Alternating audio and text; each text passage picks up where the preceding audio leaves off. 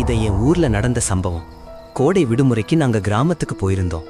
எங்க வீட்டு பின்புறம் ஒரு பழைய கிணறு இருக்கு. 10 வருஷமா யாரும் பயன்படுத்தல. ஊர்ல பெரியவர்கள் எப்பவும் சொல்லுவாங்க, அந்த கிணற்றுக்கு அருகே போகாதீங்க. ஒரு நாள் இரவு 10 மணி. நான் தனியா அங்க போனேன். கிணற்றுக்குள்ள பார்த்தேன். கீழே தண்ணி இல்ல, இருட்டு மட்டும். ஆனா அந்த இருட்டுல யாரோ கீழே இருந்து மேலே பார்த்த மாதிரி உணர்ச்சி.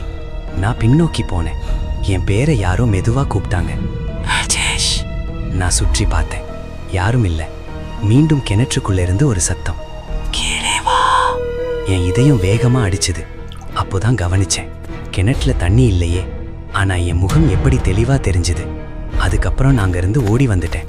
அடுத்த நாள் காலையில ஊர்ல இருந்த பெரியவங்க கிட்ட சொன்னேன்.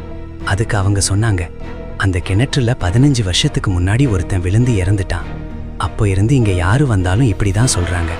அதனாலதான் 6 மணிக்கு மேல யாரும் அங்க போறதில்லை. அதுக்கப்புறம் தான் அந்த கிணற ஊர் மக்கள் சேர்ந்து மண்ணால் மூடிட்டாங்க.